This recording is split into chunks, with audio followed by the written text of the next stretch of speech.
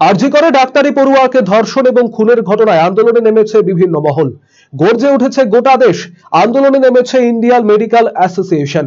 এরই প্রেক্ষাপটে অভিযুক্তদের ফাঁসি এবং অবিলম্বে মুখ্যমন্ত্রীর পদত্যাগের দাবিতে আন্দোলনে সামিল হলো বামফ্রন্ট।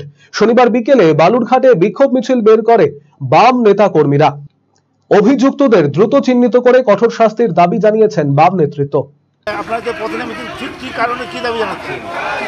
গত 9 তারিখে সকাল ভোর রাতে আমরা দেখলাম একটা ডাক্তারি পঠরতা এক ডাক্তারকে আর কি সেখানে ধর্ষণ করে হত্যা করা হলো এবং আমরা দেখলাম সরকার সেখানে একদম মদতে সেখানে তাকে সেটা বলা হলো সে নাকি আত্মহত্যা করেছে, এরকম একটা ঘটনা করবার চেষ্টা করলো।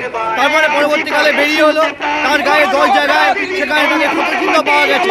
মূলত আমরা আজকে যে স্বরাষ্ট্রমন্ত্রী এবং স্বাস্থ্যমন্ত্রী যিনি আছেন তার আমরা পদত্যাগ দাবি করছি। আমরা দাবি করছি যে যারা এই কাজে দোষী তাদের শাস্তি হোক।